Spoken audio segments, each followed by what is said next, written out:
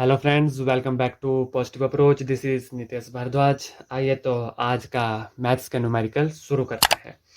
हमारा क्वेश्चन है the area of rectangle is, area जो दिया गया है रेक्टेंगल का वो है x square plus 12xy plus 27y square. यह है जो है एरिया ऑफ रेक्टेंगल दिया गया है और हमें पता है कि रेक्टेंगल का एरिया कितना होता है, लेंथ इंटू ब्रेड्थ होता है। जो एरिया ऑफ रेक्टेंगल होता है यह होता है लेंथ इंटू ब्रेड्थ है। और यह कितना दिया गया है हमारे पास, यह गिवन है, यह दिया गया है x square plus 12xy plus 27y square. हमसे पूछा गया है find the breadth of the rectangle. अगर लेंथ जो है, लेंथ भी हमें दी गई है x प्लस 9y, अगर लेंथ हमें दी गई है तो हमें से पूछा गया है कि इसकी ब्रेड्थ निकालो। सिंपल है, इसको सब्सटीट्यूट कर दो। फॉर्मूला में हमारे पास आ जाएगा x plus 9y multiply by b. B यहाँ पर क्या है, ब्रेड्थ है, विच इज इक्वल टू जो टोटल एरिया है x square plus 12xy plus 27y square. Simple है, यहाँ से ब्रेड्थ निकल जाएगी। अगर हम x square plus 12xy plus 27y square को जो है डिवाइड करेंगे किसके साथ, x प्लस 9y के साथ। अब इसको सिंपल डिवाइड करना है। डिवाइड कैसे करते हैं, x square plus 12xy plus 27y square, इसको जो है हमने डिवाइड करना है किसके साथ, x प्लस 9y के साथ। सिंपल है, डिवाइड कर दो। सबसे पहले किसके साथ जाएगा, x के साथ जाएगा। हमारे पास यहाँ पे आ जाएगा एक्स स्क्र प्लस 9xy।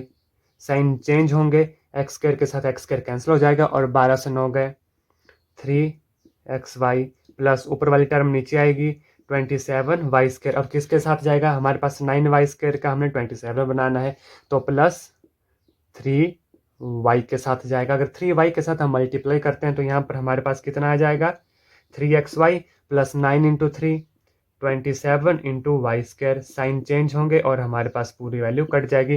तो यह जो है हमारे पास ब्रेड्थ आ जाएगी। तो ब्रेड्थ कितनी आई, x प्लस 3y। यह जो है हमारा ऑप्शन नंबर ए है, जो कि हमारा राइट आंसर है। हमारा नेक्स्ट क्वेश्चन है 3 माइनस 2 की पावर 2 इंटू 5 स्क्र की power minus 3 into T minus 3 की पावर स्क्र। हमें पता है कि जब पावर के ऊपर पावर हो तो वे पावर आपस में क्या हो जाती हैं, मल्टीप्लाई हो जाती हैं। तो इसको हमने बिल्कुल सिंप्लीफाई करना है। तो हमारे पास आ जाएगा 3 minus 2 into minus 2 minus 4 multiply by 5 into minus 6 into t raise to power minus 6 divided by, जब पावर के ऊपर पावर हो तो हमेशा याद रखना पावर जो है आपस में क्या हो जाती है, multiply. Into here 3 raise to power minus 10 multiply 5 raise to power minus 6 into t raise to power 4 into 3 minus 12। अब आपको यहाँ से देख रहे हैं कि 5 रेज टू पावर माइनस 6 के साथ 5 रेज टू पावर माइनस 6 जो है कैंसिल हो जाएगा। अब जब हम 3 के माइनस 4 को नीचे लेकर आएंगे, 3 माइनस 4 जब नीचे आएगा तो 3 की पावर प्लस 4 हो जाएगी। तो यह हमारे पास आ जाएगा 3 माइनस 10 प्लस 4 मल्टीप्लाई टी की पावर माइनस 6 ऊपर है, नीचे माइनस 12 है, माइनस 12 प्लस 6। यह पावर यहाँ पर प्लस में क्यों हुई, क्योंकि जो 3 की पावर माइनस 4 है, जो 3 की पावर जो है हमारे पास माइनस 4 है, इसको हम लिख सकते हैं 1/3 की पावर 4। और नीचे हमारे पास जो ऑलरेडी है 1/3 की पावर माइनस 10 इंटू 3 की पावर 4। जब बेस बराबर हो और ऊपर पावर्स हो, तो जब बेस बराबर होता है तो पावर जो क्या है आपस में क्या हो जाती है, प्लस हो जाती है। इसलिए हमने यहाँ पर क्या किया, इनको प्लस किया।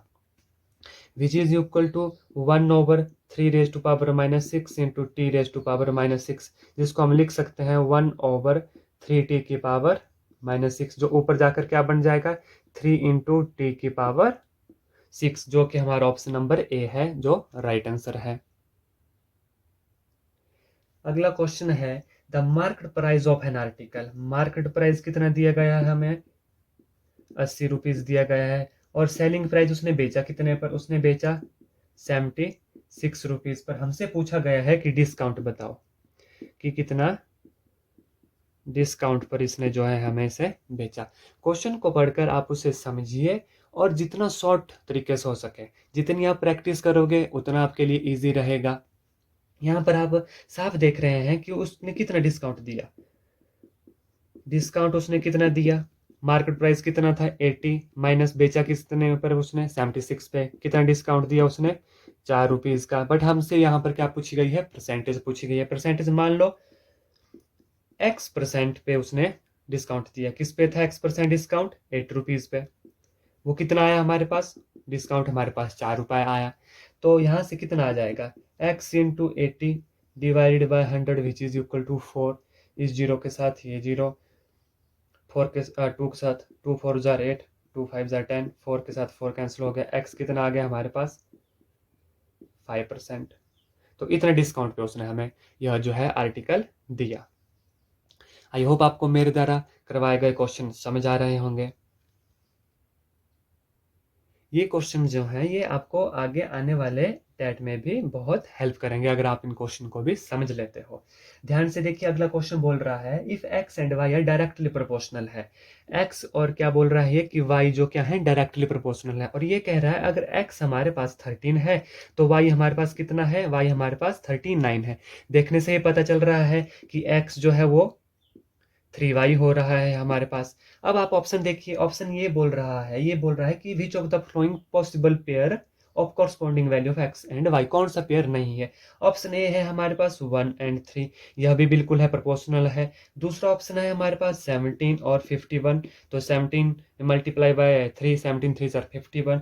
तीसरा जो पेयर है यह बोल रहा है 30 और 10, यह पेयर जो है हमारा पॉसिबल नहीं है क्योंकि यह x डायरेक्टली प्रोपोर्शनल 3y के बराबर नहीं आ रहा। अगर हाँ यह उल्टा होता तो आता। और चौथा जो ऑप्शन है वो है 6 एंड 18, तो इसमें से हमारा जो राइट आंसर है वह ये होगा क्योंकि यह जो है यह पेयर नहीं है। बाकी ये भी पेयर है, ये भी पेयर है और ये भी पेयर बन रहा है। हमारा अगला क्वेश्चन है कि if the height of cylinder, ये कह रहा है कि हाइट ऑफ सिलेंडर जो है, मान लो h उसकी हाइट है, अगर height of cylinder 1/4 of its original height, 1/4 of original height के हो रही है, and the radius is double, और उसकी रेडियस जो है उसको हमने डबल कर दिया। तो ये बोल रहा है कि which of the following is true. तो ये कह रहा है कि volume of cylinder will be doubled, volume of cylinder will be remain unchanged. हमने निकालना है कि वॉल्यूम ऑफ सिलेंडर पर क्या फर्क पड़ेगा। तो हमें फार्मूला आना चाहिए। वॉल्यूम ऑफ सिलेंडर कितना होता है, हमें पता है कि पाई आर स्क्वायर एच होता है। जब हम इसकी हाइट को 1/4 कर ले रहे हैं, 1/4 h किया और रेडियस को 2r किया, आर स्क्वायर यानी 4r स्क्वायर, तो इस पे 4 के साथ 4 कैंसिल हो गया, तो यह हमारे पास पाई आर स्क्वायर एच ही आया। जब इसकी हाइट को हमने 1/4 किया और इसके रेडियस को डबल किया तो वॉल्यूम ऑफ सिलेंडर क्या रहा, अनचेंज्ड। वॉल्यूम ऑफ सिलेंडर क्या रहा, अनचेंज्ड। आपने क्वेश्चन को अच्छे से एक बार पढ़ना है, अच्छे से पढ़ के आपने उसको समझना है और फिर उसको सॉल्व करना है।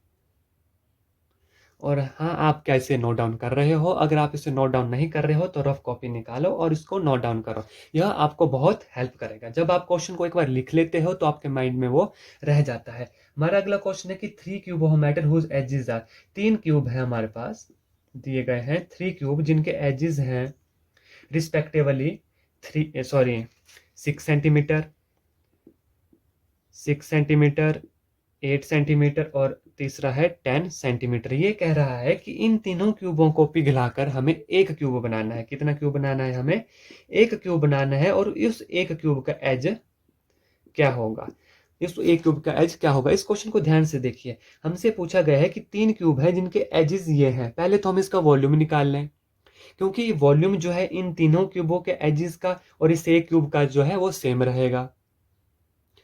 सेम क्यों रहेगा, क्योंकि हमें इन 3 क्यूब को ही पिघलाकर एक क्यूब बनाना है। तो जितना वॉल्यूम ये तीनों क्यूब लेंगे उतना ही वॉल्यूम इसका होगा। तो आइए निकालते हैं, वॉल्यूम ऑफ 3 क्यूब कितना हो जाएगा।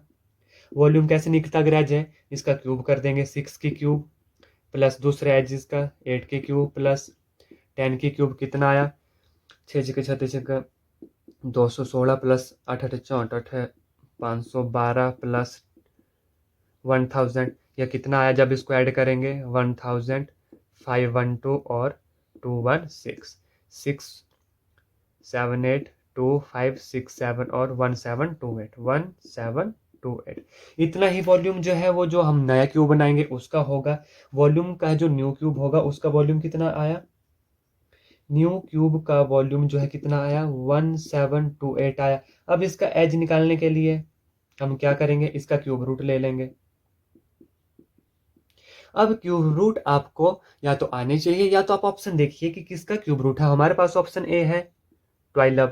आप देख रहे हैं अगर 12 12 सर 144 और फिर से हम 12 से करेंगे तो लास्ट के यूनिट प्लेस पे 8 आएगा, तो हो सकता है ये हो। इसको मल्टीप्लाई करके देखिए, 4 2 jar 8, 4 2 jar 8 2, 4 4 1 8, 8 4 jar 8 plus 4 12, 4 5 6 and 7 और 1 7 आ गया हमारे पास। इसका क्यूब रूट 12 आ गया, तो हमें और ऑप्शन चेक करने की नीड ही नहीं पड़ी। तो इसका हमारा जो राइट आंसर है वो है option number A, which is 12। हमारा अगला क्वेश्चन है, इसे ध्यान से देखिएगा। इस टाइप के क्वेश्चन बहुत बार एग्जाम में पूछे जाते हैं। 5 + 6 + 7 + 8 + सो ऑन + 50 कितना होगा। इसे करने के दो तरीके हैं,